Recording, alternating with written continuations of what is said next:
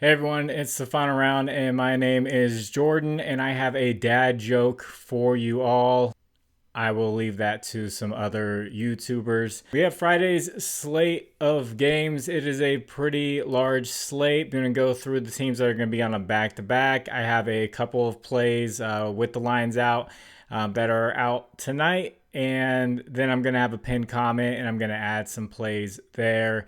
And let's dive right into it. And once again, the last video I was being very sarcastic. Ev is a great speaker. I do mess up a lot when I talk and I do a lot of cuts, but I am perfectly fine with who I am and how I am. So teams on a back-to-back, we have the Bucks. They will be on the road against a fresh Knicks team.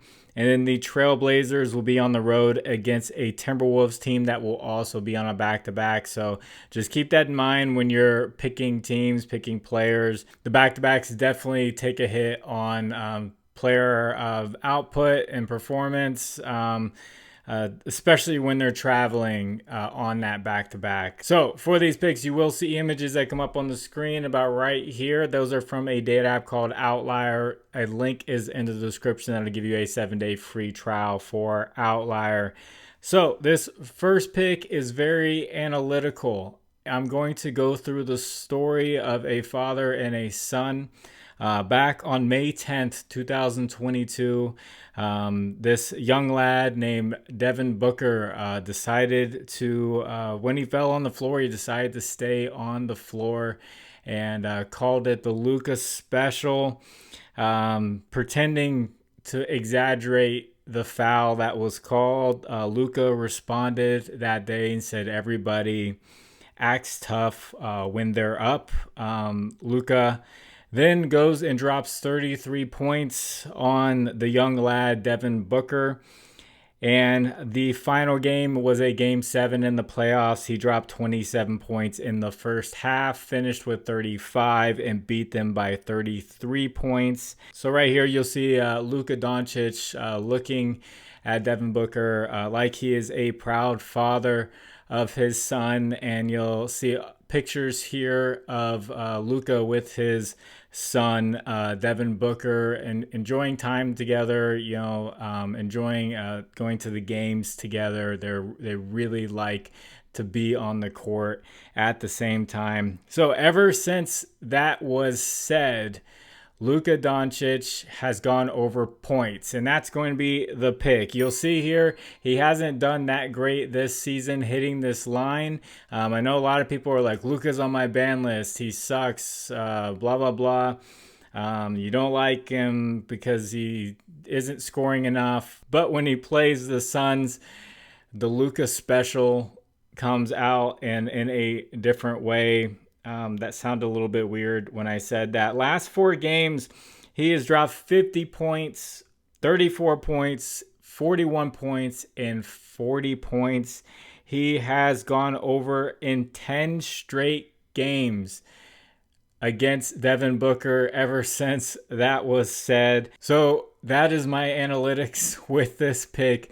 Luka Dončić just really likes to play against his, they talk about LeBron and Bronny, being on the court at the same time. This was the first father-son duo on the court at the same time. It was not LeBron and Bronny. It's Luka Dončić and Devin Booker. So I like Luka over 30.5 points at -110 for this one.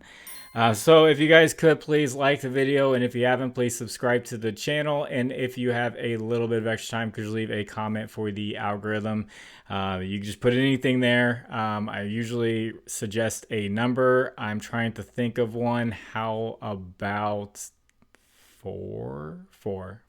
Yeah, how about 4? And also, if you'd like to get away from Prizepicks, try out a different app that has more options, more payouts, all that good stuff that you haven't tried out yet. Try out Underdog Fantasy, Sleeper, ParlayPlay, ChalkBoard, and the new app to the Final Round of Family. Better with promo code Final Round 11 will get you a match up to $200. The others will match up to $100. Links are in the description. I'll take you straight there with the promo code. Thank you to anyone who uses those. So the second pick is the story of a guy who we don't know what position he plays, apparently. Outlier has him listed as a shooting guard. You go to his depth chart, he's a power forward. He's just listed as a forward on ESPN. It's Jaylen Williams of the Thunder. I like him over 1.5 3-pointers made, minus 135. You'll see the chart is like half and half. So first 4 games of the season didn't start off too great, and then it looks like he had some Halloween candy, and ever since then, he has shot 6.5 threes a game over the past 4 games, and he's making 3.5 threes over those past 4 games. Yes, the matchup against the Rockets for shooting threes is a tough matchup, but his past 3 matchups have also been tough matchups, and he has destroyed this line against the Clippers, the Magic, and the Nuggets. So now he has the Rockets here. I probably wouldn't take this if he had like 0% history against them, but it looks like last 3 games last season, he went over this mark against the Rockets. And in the 2 home games against them last year, 100% hit rate. So that's Jaylen Williams over 1.5 threes, minus 135. And the third pick is the story of a guy who cooks things. Steph Curry over 24.5 points, minus 110, going up against my Cleveland Cavaliers. It is hard to say for me, but they suck at defending point guards. We'll get into it. They're giving up the second most points to point guards. This line's a little bit low for Steph because he's coming back from an injury. He dropped 24 points in 24 minutes coming back from the injury against the Wizards. And then he had 27 points in 34 minutes against the Celtics, which was a much tougher matchup. And now when he gets Cleveland, he scored 28 and 30 against them last year. So Cleveland, the past 4 games against point guards, the great Jose Alvarado dropped 27 points on them. And then Dame, 2 straight games, dropped 41 and 36 points on them. And then the great Jalen Suggs dropped 28 points on them. So as a Cleveland fan, yes, we are great defending. We have, Evan Mobley down low, Jared Allen down low. But then we have Darius Garland, who is not the best perimeter defender in the world.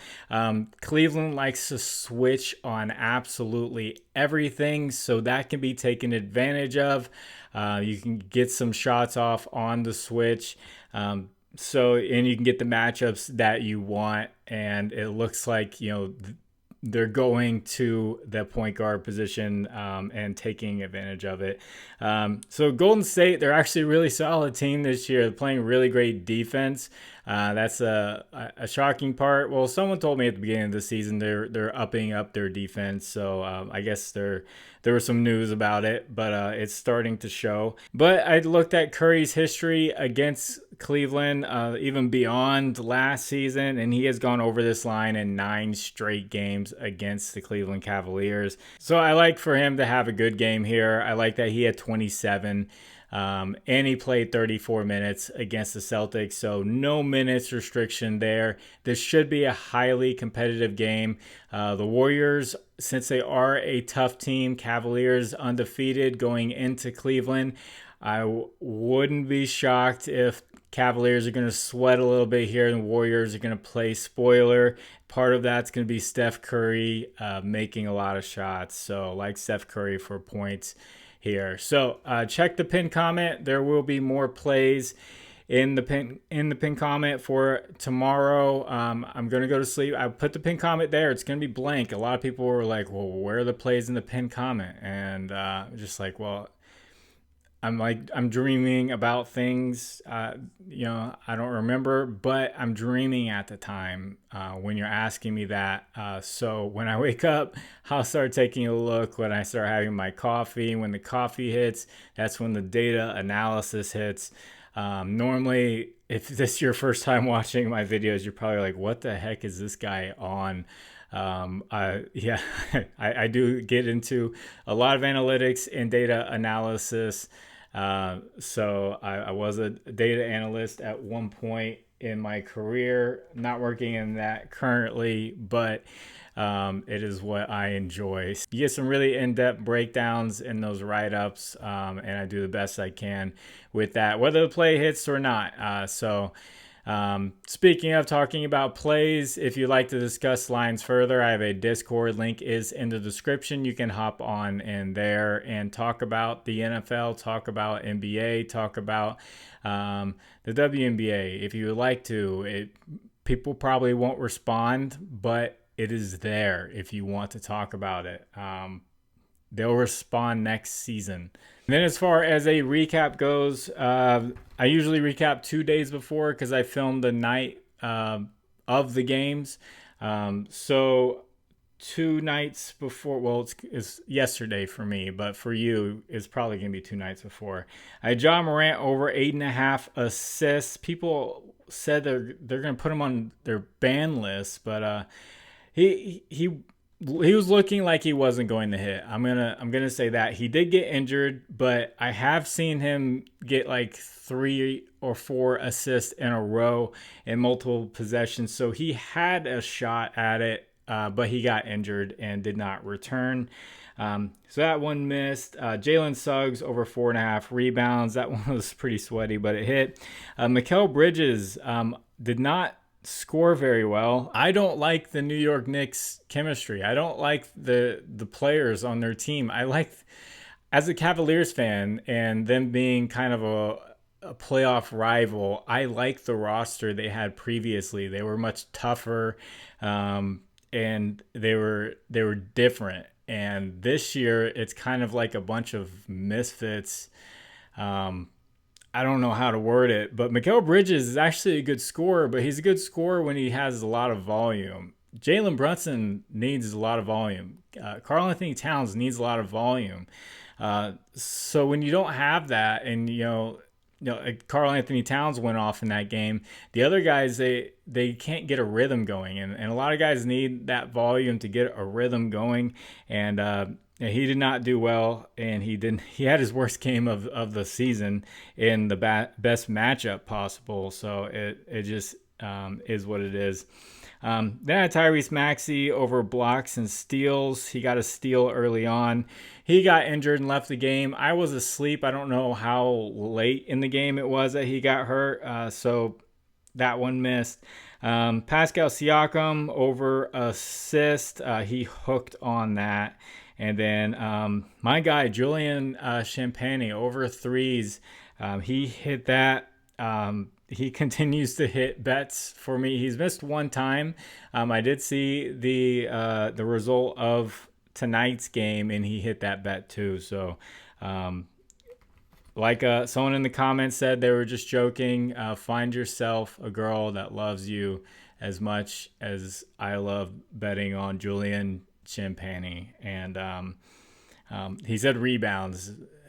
Loves betting on rebounds, which isn't much. It's not much love. But if you just say Julian Champagnie in general, that's a lot of love. So find her. She's out there, and she will put you on the ban list in a heartbeat, like the rest of us.